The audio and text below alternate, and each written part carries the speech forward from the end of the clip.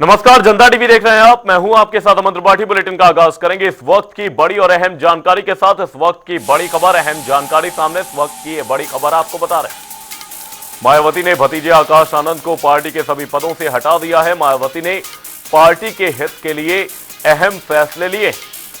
उन्होंने कहा कि अब बीएसपी में किसी भी पद पर आकाश आनंद नहीं रहेंगे। वहीं मायावती ने आनंद कुमार और रामजी गौतम पर भरोसा जताया। बसपा सुप्रीमो ने भाई आनंद कुमार को नेशनल कोऑर्डिनेटर बनाया है। वहीं इस दौरान उनका बड़ा बयान सामने आया। उन्होंने कहा कि मेरी आखिरी सांस तक उत्तराधिकारी नहीं होगा। ये बड़ी और अहम जानकारी आपको बता रहे हैं लखनऊ से इस वक्त की ये बड़ी खबर। मायावती ने आनंद कुमार और रामजी गौतम पर भरोसा जताया। वहीं बसपा सुप्रीमो ने भाई आनंद कुमार को नेशनल कोऑर्डिनेटर बनाया है। उन्होंने कहा कि आखिरी सांस तक उत्तराधिकारी नहीं होगा। ये बड़ी और अहम जानकारी लखनऊ से आपको बता रहे हैं। मायावती ने पार्टी के हित के लिए अहम फैसले किए। उन्होंने कहा कि अब बसपा में किसी भी पद पर आकाश आनंद नहीं रहेंगे। वहीं मायावती ने आनंद कुमार और रामजी गौतम पर भरोसा जताया। उन्होंने कहा कि मेरी आखिरी सांस तक उत्तराधिकारी तक नहीं होगा। ये बड़ी और अहम जानकारी। आकाश आनंद को पार्टी के सभी पदों से हटा दिया गया है। इसी खबर पर तमाम जानकारी के साथ हमारे सहयोगी अनूप कुमार सिंह फोन लाइन पर हमारे साथ जुड़े हुए हैं। अनूप, आपसे जानना चाहेंगे, ये बड़ा फैसला बसपा सुप्रीमो मायावती की ओर से आकाश आनंद को सभी पदों से हटाया गया है। क्या कुछ है पूरा मामला? क्या कुछ ऐसे फैसले लेने पड़े मायावती को पार्टी के हित में?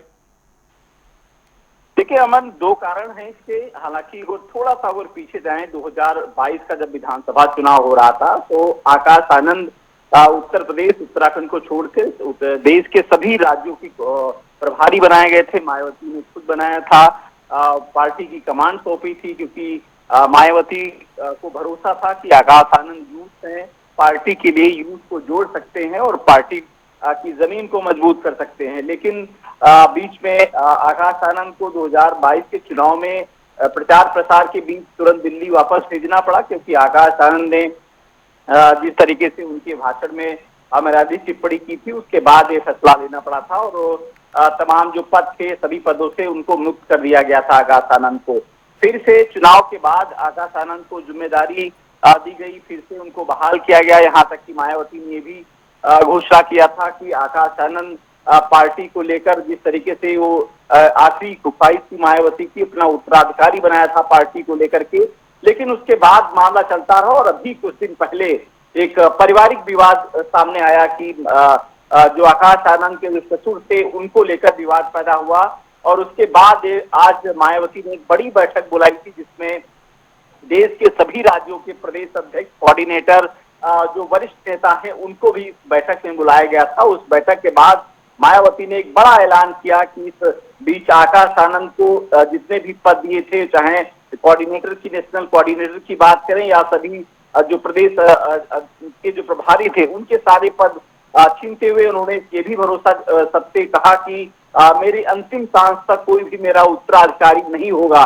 यानी कहीं न कहीं जो राजनीतिक करियर था आकाश आनंद का, उस पे कहीं न कहीं विराम लग चुका है और फिर से मायावती ने अपने भाई आनंद को राष्ट्रीय कोऑर्डिनेटर बनाया है, कमान सौंपी है। तो निश्चित रूप से कहीं न कहीं जो पारिवारिक विवाद था उसकी एक वजह है कि मायावती क्योंकि कड़े निर्णय के लिए भी जानी जाती है, इसी वजह से मायावती ने फैसला लिया। और आने वाले समय में चूंकि 2027 का चुनाव है, जो नगर पंचायत के चुनाव होने हैं उसके पहले, जिसकी तैयारी मायावती कर रही है और इसके पहले जो बैठक हुई थी उस बैठक में दिशा निर्देश दिए गए थे पार्टी का जनाधार बढ़ाया जाए, पार्टी के जो लोग नाराज होकर दूसरी पार्टी में गए हैं वोटर्स, उनको वापस लाया जाए। इसी वजह से मायावती ने एक बैठक बुलाई थी और पिछली बैठक का फीडबैक लेते हुए और तमाम दिशा निर्देश दिए हैं कि 2027 की तैयारी किस तरीके से करना है, क्योंकि भाजपा या तमाम पार्टियों से मुकाबला मायावती करना चाहती है और अकेले ही इस सफर में आगे बढ़ना चाहती है। चुनावी सफर में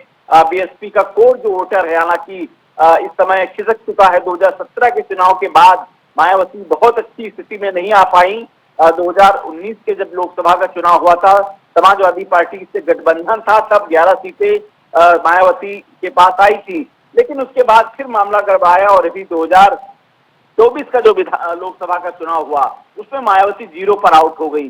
तो अभी मंथन की जरूरत है, मायावती को आस है अपने भाई आनंद से, अब कहीं न कहीं रामजी गौतम से कि पार्टी के लिए कुछ करेंगे और अपने समाज को इकट्ठा करेंगे और पार्टी को गति देंगे और अपने जो खोए हुए वोटर हैं, अपना बेस जो वोटर है बीएसपी का, उसको फिर पार्टी में लाएं और एक बार फिर से 2027 का जो चुनाव होगा उसमें मायावती क्या कुछ कर पाती हैं, आने वाला वक्त ही बताएगा। मायावती ने पार्टी के हित में ये फैसला लिया है। ये बड़ी और अहम जानकारी सामने। बहुत बहुत धन्यवाद अनूप तमाम जानकारी के लिए। अब बसपा में किसी भी पद पर आकाश आनंद नहीं रहेंगे।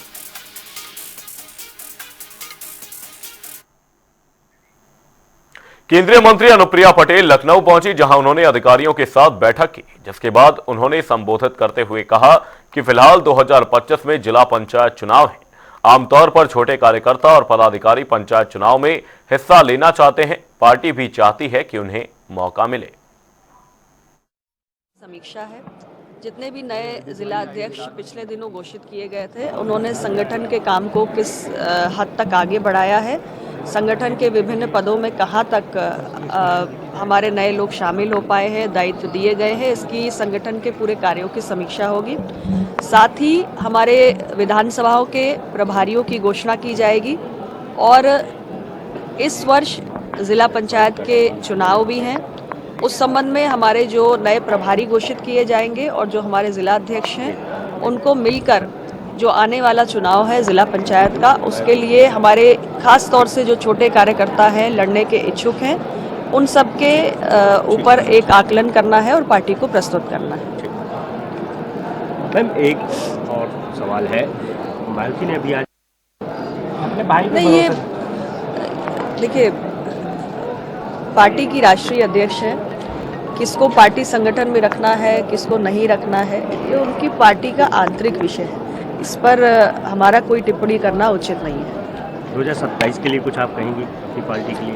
देखिए, फिलहाल इस वर्ष 2025 में जिला पंचायत का चुनाव है और आमतौर पे हर पार्टी में ही जो छोटे कार्यकर्ता होते हैं, पदाधिकारी होते हैं, छोटे छोटे पदों पे, उनकी इच्छा रहती है कि पंचायत चुनाव में वो प्रतिभाग करें और हमारी पार्टी भी यही चाहती है कि हमारे ज़्यादा से ज़्यादा कार्यकर्ता जो इच्छुक हो उन्हें इसके माध्यम से मौका भी मिले और अभी पूरा 1 साल का समय है।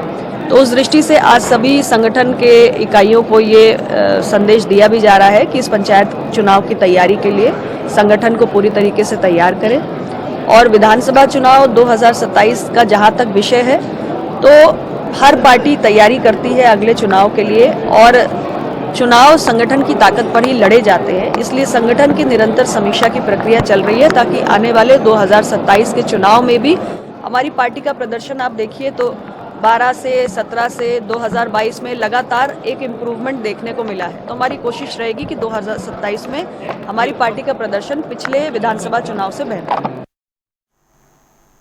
यूपी में बीजेपी के नए जिलाध्यक्षों की घोषणा 3 मार्च तक हो सकती है और जिसकी नई लिस्ट में 98 में से 29 जिलाध्यक्ष का बाहर होना तय है। साथ ही बाहर होने वालों की संख्या 35 तक भी हो सकती है। इसी को लेकर हमारे संवाददाता ने एक रिपोर्ट तैयार की है। क्या कुछ है इस रिपोर्ट में, आपको दिखाते हैं। उत्तर प्रदेश में भारतीय जनता पार्टी के जिलाध्यक्षों की सूची जल्द जारी हो सकती है। 98 जिलाध्यक्ष शहराध्यक्षों में से 36 ओबीसी के अभी तक वर्तमान में जिलाध्यक्ष हैं। 4 महिलाएं एससी हैं और 4 महिलाएं हैं और 4 एससी की जो सीटें हैं, लेकिन इस बार थोड़ा बदलाव होने वाला है। जो ओबीसी करीब 30 जिलाध्यक्ष बनाए जाएंगे, महिलाओं की भागीदारी बढ़ाई जानी है और एससी वर्ग की भागीदारी बढ़ाई जानी है। निश्चित रूप से जिस तरीके से मंथन चल रहा था कि भारतीय जनता पार्टी में जो 2027 को चुनाव को देखते हुए और नगर निकाय के चुनाव देखते हुए समीकरण साधने की कोशिश भारतीय जनता पार्टी कर रही है कि जिलाध्यक्ष शहराध्यक्ष जिस तरीके से बनाए जाए, जिनकी पकड़ समाज में मजबूत हो और ये चुनावी जो एजेंडे हैं भारतीय जनता पार्टी में उनमें फिट हो सके। लेकिन तमाम जो दांवपेच फंसे थे, अब भारतीय जनता पार्टी उस मामले पर पहुंच चुकी है कि अब जल्द ही सूची सबके सामने होगी और 2027 के चुनाव देखते हुए समीकरण उसमें सूची में साधे गए हैं कि सभी वर्गों को एक साथ लेकर चला जाएगा, जिसमें महिलाओं की भी भागीदारी बढ़ने वाली है। क्या पसंदियात के साथ अनूप सिंह, जनता टीवी, लखनऊ।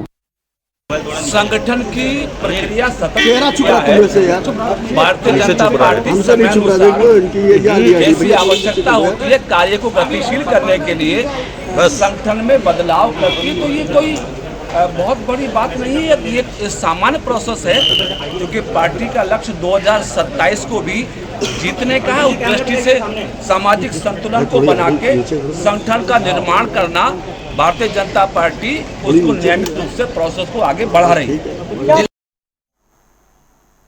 लखनऊ में आज अपना दल एस की मासिक बैठक बुलाई गई। केंद्रीय मंत्री अनुप्रिया पटेल ने बैठक की अध्यक्षता की। वहीं पार्टी का जनाधार मजबूत करने के लिए नेताओं और कार्यकर्ताओं को निर्देश दिए गए हैं।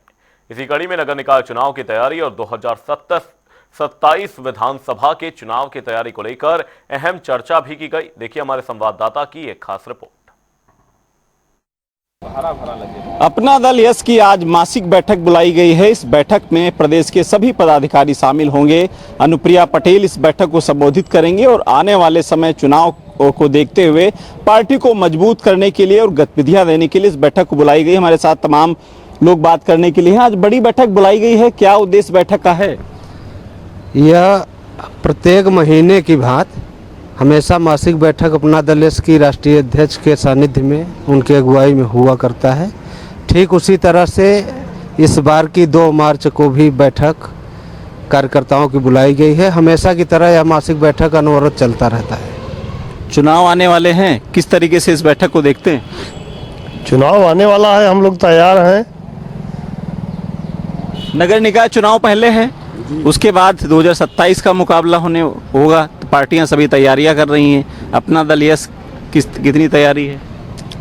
अपना दल यस की पूरी तैयारी है। हम पंचायत चुनाव बड़े मजबूती से लड़ेंगे, उसके बाद विधानसभा की तैयारी होती रहेगी। क्या होंगे मुद्दे पंचायत चुनाव के? हमारी पार्टी अपना दल एस राष्ट्रीय अध्यक्ष अनुप्रिया पटेल जी, कार्यकारी राष्ट्रीय अध्यक्ष आशीष पटेल जी, हम लोग भारतीय जनता पार्टी के अलायंस में पार्टनर में हैं।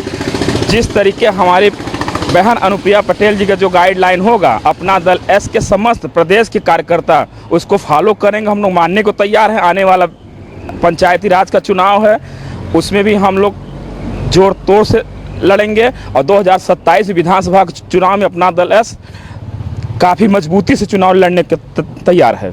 आप यूथ उत्तर प्रदेश कांग्रेस के प्रदेश अध्यक्ष अजय राय ने महाकुंभ के समापन पर अपनी प्रतिक्रिया दी है। उन्होंने कहा कि महाकुंभ सदियों से चलता आ रहा है। मैंने कुंभ में स्नान करने के बाद सभी के लिए मंगल कामना की है। साथ ही उन्होंने महाकुंभ में आए सभी लोगों का अभिनंदन भी किया।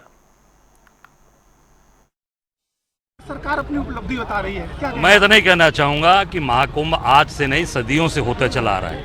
ये सदियों से लोग कर रहे हैं, आज आदि अनादि काल से। मैं सभी कुंभ में आए सभी लोगों का स्वागत करता हूं, अभिनंदन करता हूं। और निश्चित तौर से हम सब लोग कांग्रेस के प्रदेश अध्यक्ष, कांग्रेस के प्रतिनिधि के तौर पे मैं गया था और जाकर महाकुंभ में स्नान किया और सबके लिए मंगल कामना किया है। और जो लोग आज राहुल जी पर सवाल पूछ रहे हैं, वो मैं बता रहा हूं कि मैं गया था, कांग्रेस के प्रतिनिधि के तौर पे गया था। पर मेरा सवाल है भारतीय जनता पार्टी और आरएसएस से कि इनके परम पूज्य सरसंघ चालक मोहन भागवत क्यों नहीं गए, इसका जवाब हिंदुस्तान की जनता चाहती है। उत्तर प्रदेश में हर बार 1 अप्रैल से गेहूं की खरीद शासन शुरू होती है, पर इस बार गेहूं खरीद का शासन मार्च से शुरू हो गया है। इसको लेकर जिला खाद्य विपणन अधिकारी ने बताया कि जिले में अब तक कुल 59 केंद्रों में गेहूं की खरीद प्रक्रिया शुरू हो गई है। साथ ही सरकार ने गेहूं की न्यूनतम एमएसपी 2425 रुपए प्रति क्विंटल तय की है।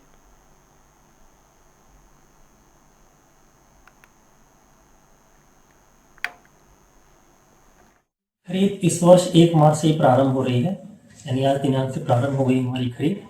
गत वर्षों में ये खरीद प्राय 1 अप्रैल से शुरू होती थी। इस बार सरकार ने किसानों की सुविधा के दृष्टिगत इसको 1 मार्च से कर दिया है।